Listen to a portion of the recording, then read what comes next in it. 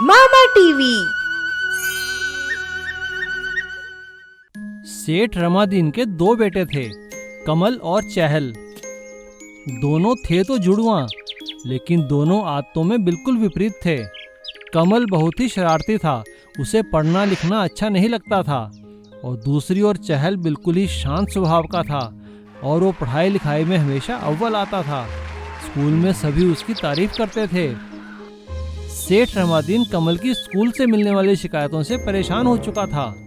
वो कमल को हमेशा डांटते रहते थे। कमल, मैंने कितनी बार कहा है शरारतें करना बंद कर दो। आज भी स्कूल से तुम्हारी शिकायत आई है। अपने भाई चहल को देखो, पढ़ाई लिखाई में कितना अच्छा है, इसकी कभी कोई शिकायत नहीं मिलती। लेकिन कमल पर अपने पिता की डांट का कोई असर नहीं था। समय के साथ साथ दोनों बेटे बड़े हो गए। एक दिन अपने जन्मदिन पर कमल ने जिद की, पिताजी मैं अब बड़ा हो गया हूँ, मुझे एक बाइक चाहिए, मुझे बाइक ले दो ना। क्या कहा? बाइक और तुझे? बिल्कुल नहीं।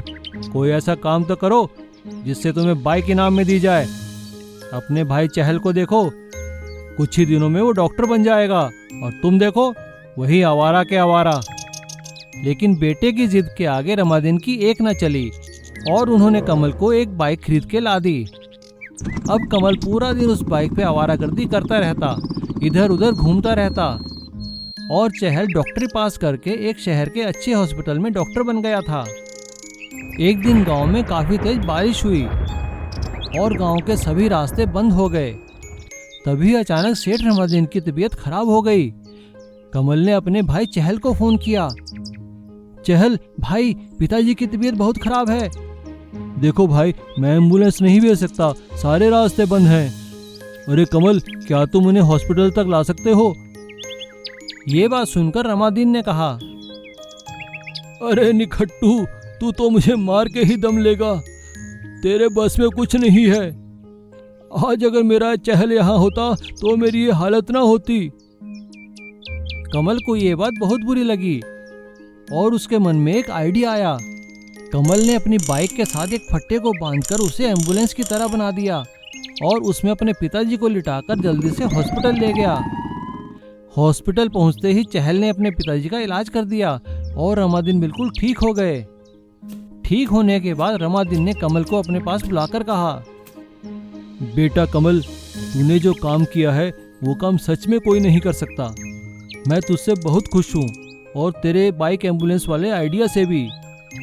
मैं चाहता हूँ कि तू इस काम को निस्वार्थ कर। मैं तुझे और मोटरसाइकिल खरीद दूंगा, उनकी भी बाइक एम्बुलेंस बना दे और लोगों की सेवा करो। जी पिताजी, जैसी आपकी आज्ञा। कमल ने अपने पिताजी के सहयोग से और बाइक एम्बुलेंस बनाई और गांव वालों की सेवा करने लगा। इस तरह अब शरारती कमल एक बाइक एम्बुलेंस वाला कमल बन चुका था, जिसकी सभी लोग तारीफ करते थे। गरीब वर्सेस अमीर की भूख। एक गांव में गोपाल नाम का एक व्यक्ति रहता था। वह अपनी बीवी राधा और बेटा मुन्ना के साथ रहता था। वह बहुत गरीब था। जो कुछ भी काम करके लाता था वह 2 वक्त की खाने में चला जाता था। एक दिन उसकी पत्नी राधा ने बोली, गोपाल जी, कुछ देख रहे हो कि नहीं? अपनी पड़ोसन लीला ने नई साड़ी खरीदी है और सामने वाली घर की रेखा, उसने तो सोने का हार खरीदा है। सारे गांव के लोग हफ्ते में 2 बार होटल में खाना खा रहे हैं, लेकिन हम 1 साल में 1 बार गए तो भी बहुत है। कमाने की कुछ इरादा है कि नहीं? गोपाल इस रोज की झिकझिक से तंग आकर घर से चला जाता है और जंगल में जाकर एक पेड़ के नीचे बैठकर तपस्या करने लगता है। उसकी तपस्या से खुश होकर देवी माँ प्रत्यक्ष हो जाती हैं। बालक गोपी, मैं तुम्हारी दीक्षा से प्रसन्न होकर तुमको एक वरदान देना चाहती हूँ। बोलो क्या चाहिए? अरे देवी माँ, आप ये कुछ सपना तो नहीं? नहीं बेटा, बोलो क्या चाहिए तुम्हें?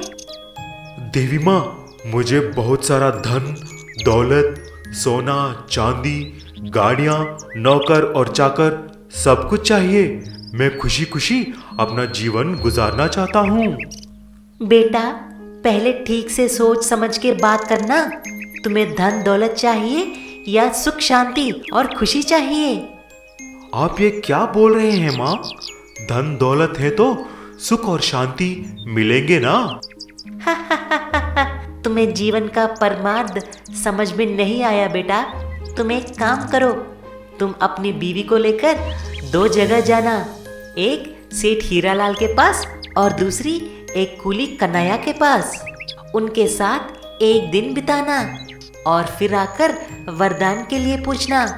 अगर कोई पूछे तो मेरा नाम बोलना। गोपाल और राधा ऐसा ही करते हैं। पहले दोनों सेठ हीरालाल के पास गए। तभी सेठ जी खाना खा रहे थे। टेबल पर बहुत सारे पकवान, चिकन, मटन, सब्जियां, रोटी, चावल, स्वीट्स रखे हुए थे। आओ आओ गोपाल, बैठो, खाना खाओ। मुझे मालूम है तुम्हें यहाँ कौन भेजा है।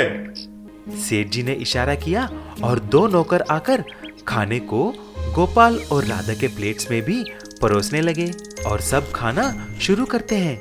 लेकिन सेठ जी सिर्फ चावल और दही खा रहे थे।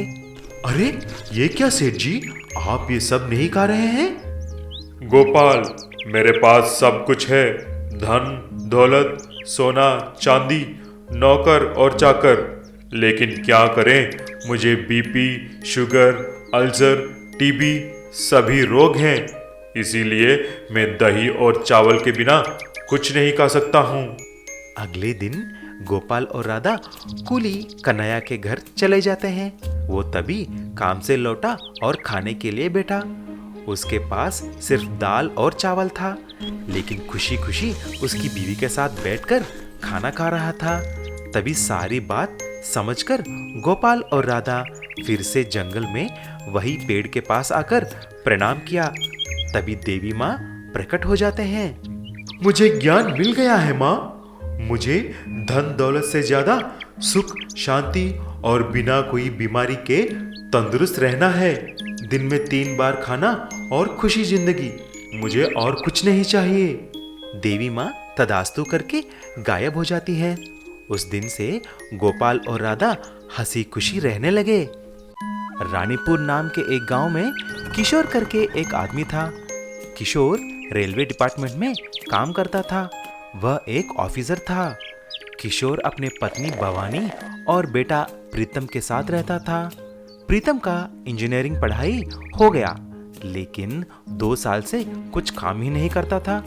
इसीलिए एक दिन किशोर आकर प्रीतम से ऐसा बोला, अरे ओ निकम्मा नालायक, कुछ काम तो कर। कितने साल ऐसा बैठा रहेगा? तुम्हारे सारे दोस्त अच्छे नौकरी कर रहे हैं और शादियां भी कर ली है। क्या समझा मुझे पापा जी? मेरे इरादे बिल्कुल अलग हैं। पढ़ाई के बाद काम ढूंढना, शादी करना वो सब मूर्ख लोग करते हैं। अच्छा तो मेरे होशियार बेटा, तुम क्या करने वाले हो अभी?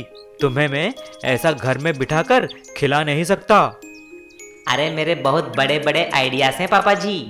फॉर एग्जाम्पल, मैं मंत्र तंत्र सीखना चाहता हूँ। मैं अपना ट्रेनर साधु बाबा को भी ढूंढ लिया है। मैं शक्तियाँ पाऊंगा। शुक्र है आपने पूछ लिया, नहीं तो मैं आप ही को बोलने वाला था कि मैं जंगल में जा रहा हूँ करके। अच्छा तो चले जाओ जंगल में। ऐसा बोलकर प्रीतम वहां से उठकर बाहर चला जाता है। तभी प्रीतम की माँ ने बोली, अरे अरे, ये क्या बोल दिया आपने? कहीं ये आपकी बात मानकर हमेशा के लिए जंगल चला गया तो? कुछ नहीं होगा, वहां पर शेर और भालू को देखकर दूसरे दिन ही भागकर आ जाएगा। लेकिन प्रीतम असली में जंगल चला जाता है अपने स्वामी जी के पास। स्वामी जी, मैं आ गया हूँ। मुझे किसी भी तरह अद्भुत महिमाएं चाहिए, अभी के अभी चाहिए। देखो बेटा, अगर तुमको मंत्र शक्ति चाहिए तो 2 साल घोर तपस्या करनी पड़ेगी। इसमें कोई शॉर्टकट नहीं है। अरे बाप रे, 2 साल तपस्या? ठीक है। ऐसा बोलकर 2 साल तक प्रीतम ने घोर तपस्या किया। उसके बाद फिर से स्वामी जी के पास आया। स्वामी जी, मैंने तपस्या तो की, लेकिन कोई शक्तियाँ आई नहीं। ये क्या है? बेटा, उसके लिए दीक्षा की बहुत जरूरत है, लेकिन कोई बात नहीं, मैं तुमको वो मंत्र बोलूंगा, लेकिन इसमें एक दुविधा है बेटा।